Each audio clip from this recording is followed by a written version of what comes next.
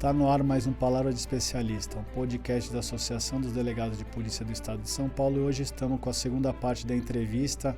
Quem não acompanhou a primeira parte, por favor, já está no canal aí, no Spotify, no YouTube, para vocês acompanharem a primeira parte da entrevista com esses dois professores delegados de polícia, né, que estão trazendo uma temática bem importante, né, sobre as novas legislações em vigor no país, as novas orientações jurisprudenciais, né, entendimentos dos nossos tribunais superiores. Vamos dar continuidade a esse bate-papo com eles aqui, que eu tenho certeza que será tão excelente quanto o primeiro. Dr. Anderson, o senhor falou de um ponto muito importante, que é a questão do reconhecimento de pessoas. Eu queria saber quais erros, né, acho que nesse estudo que vocês fizeram para a elaboração do seminário depois do curso, que vocês podem apontar no reconhecimento.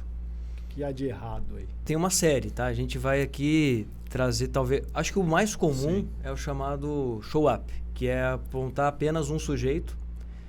Hoje, com os smartphones, isso piorou, porque você pode mostrar foto de um sujeito que seja suspeito. Você mostra para a vítima ou para a testemunha, que vai ser o reconhecedor, e você já prejudicou a memória, você já estragou o reconhecimento com isso. Por quê? Porque uma vez que você mostra um rosto, a memória da pessoa, ela vai fixar, ela pode absorver aquilo e ela pode vir a reconhecer, provavelmente, não mais o roubador, mas aquele rosto que você mostrou, porque a memória funciona assim. Sim. Ainda mais numa situação de estresse, né? De uma pessoa que foi traumatizada, vítima de uma prática criminosa. Então, acho que esse é um dos primeiros. Agora, você comentou em relação às instruções. Também tão relevante quanto. Desde da escolha, da seleção de quem é o suspeito, as instruções prévias, né, a descrição. Então, tudo isso demanda uma série de cuidados. Sim. Como eu falei, como você mencionou. Qual é o tempo que transcorreu do fato criminoso? Pode até ser que seja uma suspeita de estado flagrancial, mas mesmo nesse caso, eu diria que até mais relevante, porque se você perguntar para a vítima, você já viu uma foto ou já viu o suspeito? Porque se você já mostrou, a qualidade, a confiabilidade já diminuiu bastante. Porque ela, não porque a gente queira, ou porque ela não é uma atitude deliberada da pessoa. A memória dela funciona assim. Qualquer um de nós, se submeter à mesma situação, muito provavelmente a chance de um erro honesto é muito grande. Então, acho que esses são os principais. Aí tem a questão do enfileiramento, né, o alinhamento justo, mas eu passo aqui para o Dr. Anderson, que tem muito mais propriedade que eu para complementar os erros. Né, esse é um tema, Dr. Lacorda, que a gente ficaria aqui o dia inteiro debatendo. Mas podemos debater assim. Mas assim, além de tudo que o Rafa falou, o que é importante a gente saber? Que a gente teve essa decisão do STJ em 2020, e nessa decisão o STJ já dizia para as polícias: vocês precisam adotar procedimentos, vocês precisam estudar isso na academia para melhorar o reconhecimento. E veja, o reconhecimento, por ser uma prova dependente da memória, ele é falível, não tenha dúvida disso. E não é porque eu simplesmente vou reconhecer alguém porque eu quero imputar um crime àquela pessoa porque ela é meu inimigo. Não é isso. É que a memória, ela falha. Foi o que o Rafa falou, a gente chama de erros honestos ou falsas memórias. Então, a questão de como que você foi vítima do crime, como que você foi testemunha, qual foi o seu nível de estresse, estava escuro, qual era a sua capacidade cognitiva. Depois a gente tem a questão por exemplo, a curva do esquecimento. Quanto tempo leva entre você fazer o reconhecimento, entre o fato criminoso e o reconhecimento que você vai fazer? As interferências que você recebe internamente, externamente, a sobreposição de novas memórias. E por fim, que eu acho que é o mais importante para nós, é como que você recupera essa memória. E quando a gente recupera a memória, tem coisas que a gente não controla. Como, por exemplo, a idade da pessoa. Como se o autor do crime usou uma arma ou não. Porque a gente tem, por exemplo, o efeito arma. Então a gente sabe, policial, quando nós vamos ser vítima de roubo, alguma coisa, a gente não olha na cara do sujeito, a gente olha na arma, porque é a arma que pode tirar a nossa vida. E com as demais vítimas é a mesma coisa. Né? Então você tem que levar isso em consideração. Só que isso você não muda, você estima. Né? Pô, teve arma? Teve. Então eu sei que a dificuldade dela reconhecer vai ser maior. Agora, tem coisas que a gente chama de variáveis do sistema, que do sistema de justiça, e para nós importa o nosso sistema de polícia civil, que nós controlamos. Então aqui a gente entraria exatamente no que o Rafa falou, nas diretrizes que a gente dá para aquela pessoa que vai reconhecer. Então, por exemplo, não se permite hoje, né, isso está lá no voto de 2020, isso está em vários estudos da psicologia do testemunho, isso está na resolução 484 do final do ano agora do CNJ, né, que disciplina a forma como se deve promover o reconhecimento de pessoas. Ou seja, então você não pode chegar para uma pessoa que vai reconhecer alguém e mostrar uma foto só. Você não pode fazer um alinhamento que não seja justo, ou seja, você não pode pôr um suspeito com pessoas com as características totalmente diferentes. Destacar o sujeito. Destacar o suspeito. Você não pode, por exemplo, permitir que o suspeito seja apresentado antes do ato formal do reconhecimento. E aqui a gente entra num problema sério com a questão do preventivo, que muitas vezes, né, na boa fé, apresenta lá, pega, mostra o celular ali para a vítima, para a testemunha, é esse aqui. Ou seja, aquilo já tem uma prova contaminada. E tantas outras questões, por exemplo, quando vai se fazer o reconhecimento, não pode o policial, por exemplo, olha, se você não reconhecer, a investigação não vai prosseguir. Né? Ou seja, a vítima ou a testemunha que vai promover um reconhecimento, quando ela é chamada para ir na delegacia, ela crê que foi investigado e que a pessoa que vai ser apresentada, naquela linha, naquele alinhamento, lá está o autor do crime. Então você não pode reforçar isso, porque existe a credibilidade no trabalho do policial, mas como a gente estava dizendo, a memória falha.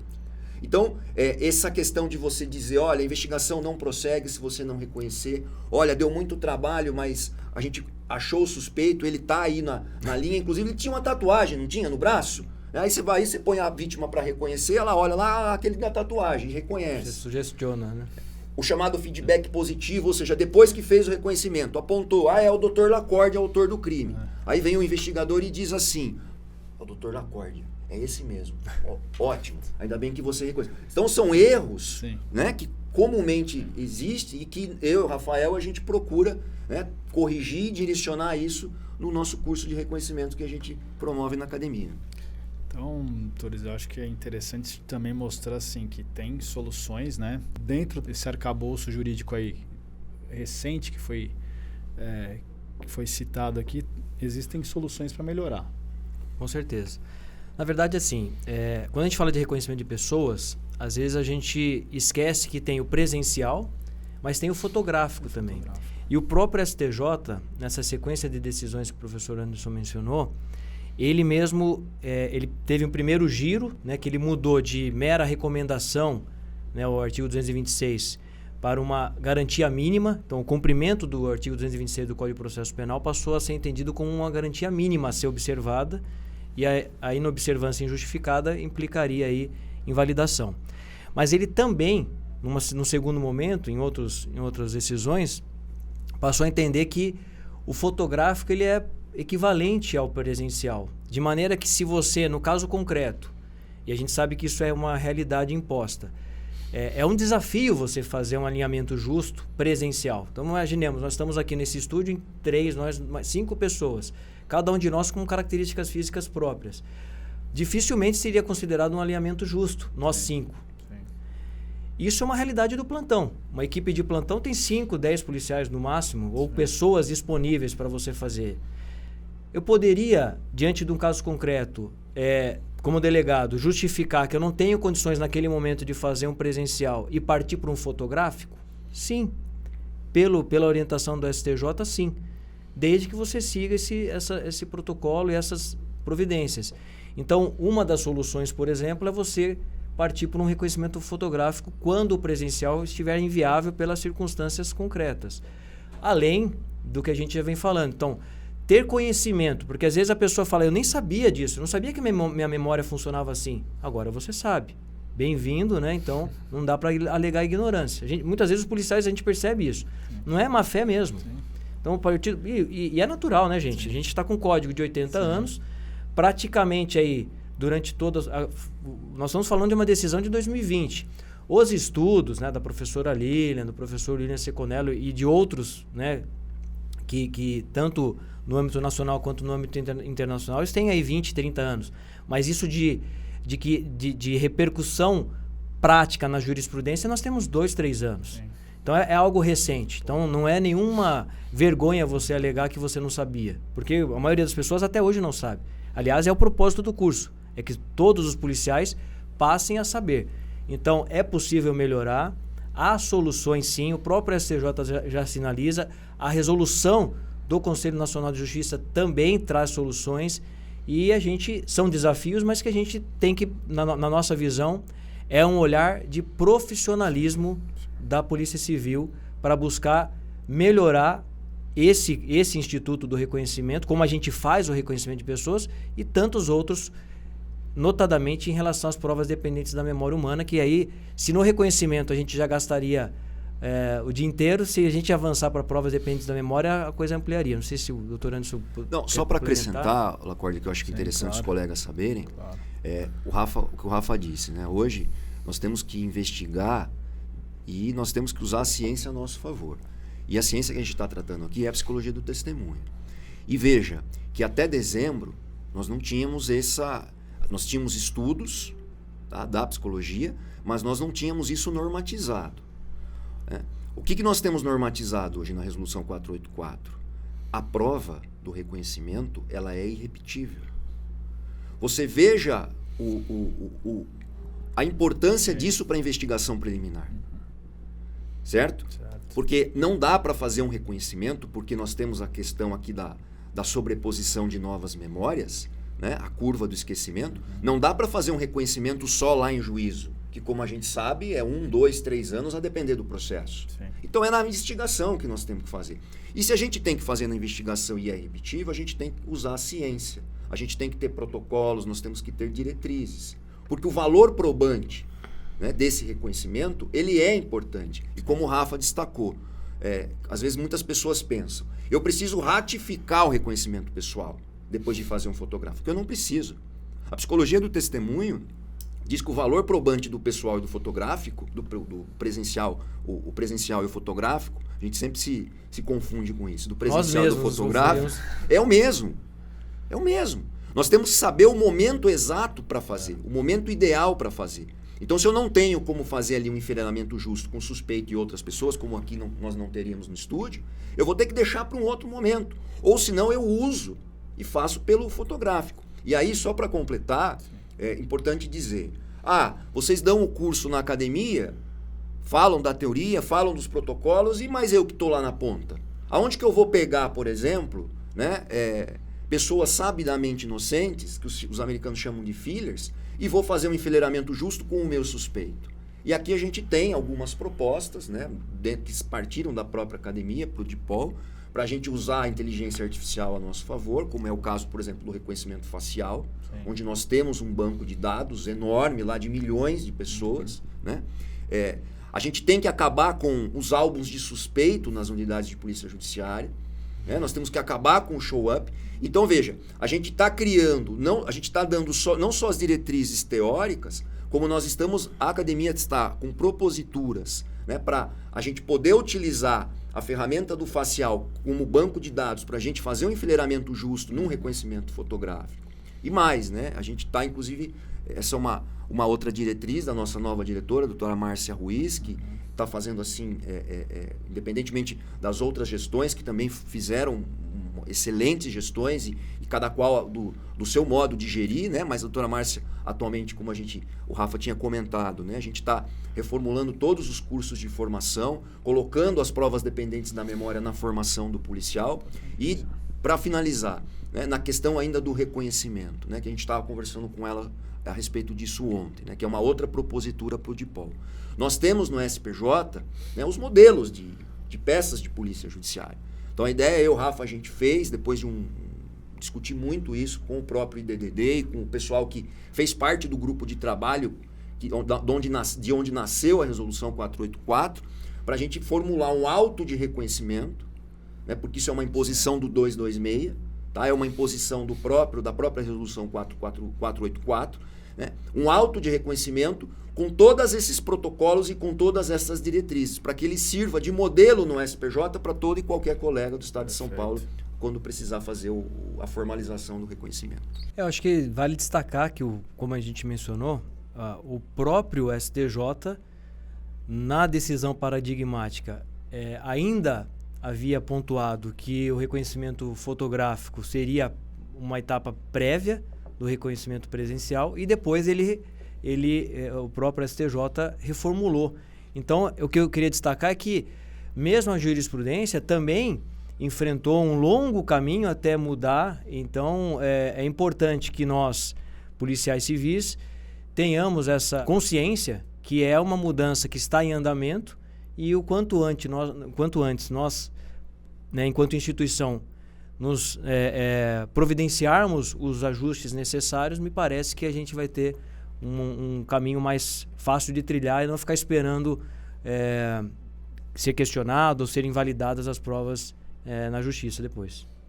Queria perguntar para vocês aí, como policial, delegado, investigador, escrivão, os policiais civis em gerais podem estar participando desses cursos, não só do curso de reconhecimento, como outros cursos. Eu acho que é importante deixar esse recado aqui, porque eu falo que a Cadepol ela tem se modernizado com os anos, né? Ela tem acompanhado todas as atualizações. A gente, semana passada estava falando da nova lei de injúria racial. Então a gente está com um acompanhamento aí par e passo com as legislações, com as orientações jurisprudenciais que são importantes, né? Não está só naquela coisa do antigo Código de Processo Penal, vamos seguir o código. Não, tem orientações, tem o CNJ está falando, né? Nós temos decisões. Isso é importante trazer para o policial, que não fique só atrelado na questão do código, como o Dr. Anderson falou, que é um código de 80 anos, né? E que muitas vezes ali é difícil você ver alterações legislativas, mas que acabam tendo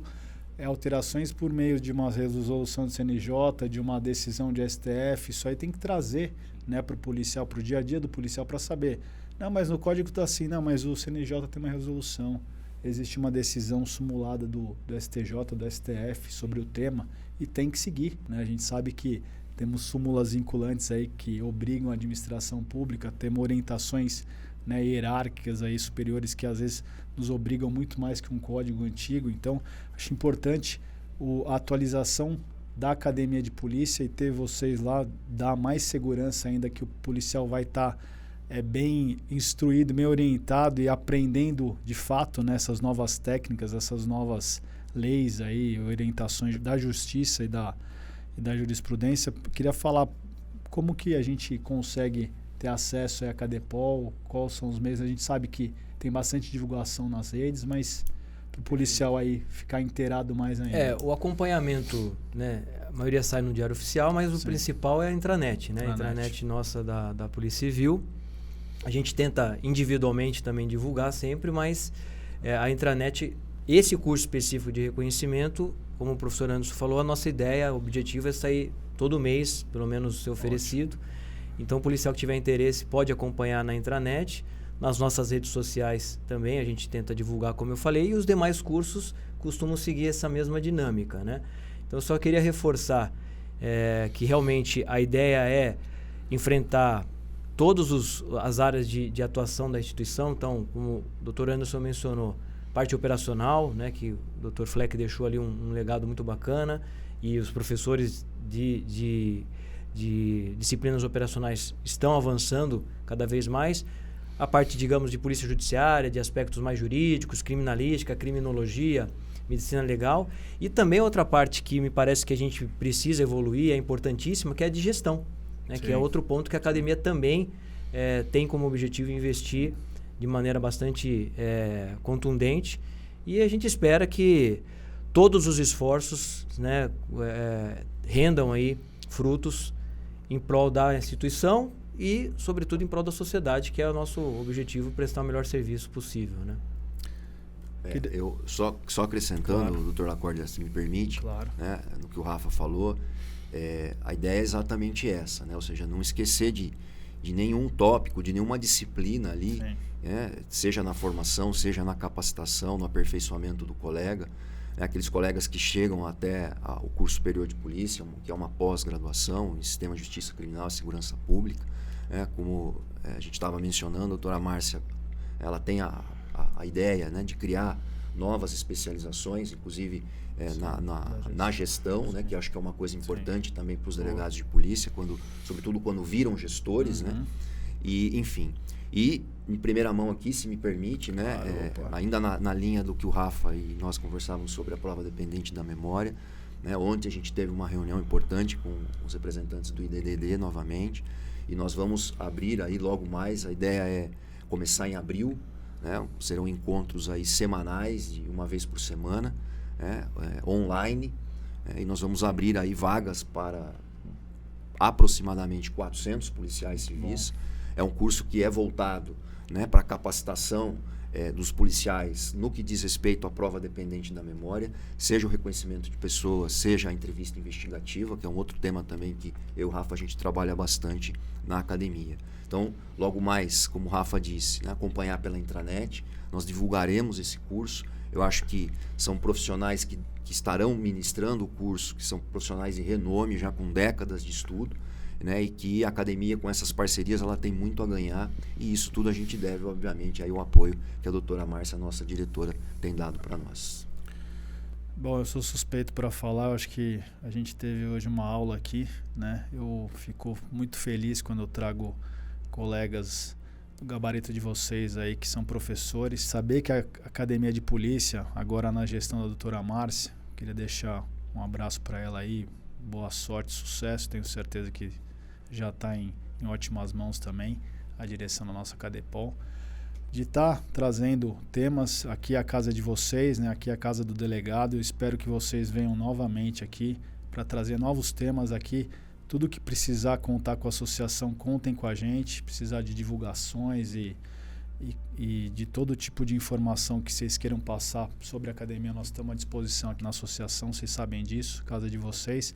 Queria que vocês deixassem umas considerações finais aqui para eu fechar o programa. Infelizmente, mas vamos trazer novos temas aí, vamos falar de novo desse tema tão importante aí, de meios probatórios aí, né, com relação à questão da memória. Pô, interessantíssimo esse ponto, né, de trazer a ciência da memória para instrução, né, probatória, e mostrar a importância da questão da memória, né, da questão cognitiva para as provas. Eu queria que vocês fizessem as considerações finais aí para eu fechar, encerrar o programa. Infelizmente, eu tenho certeza que o público gostou muito. Bom, meu amigo Dr. Rodrigo Lacórdia, nós agradecemos muito aí o convite, esse espaço para a gente poder divulgar. Também estamos à disposição lá na Cadepol. E convidamos também todos os policiais civis que tiverem interesse a participarem do nosso curso sobre reconhecimento de pessoas.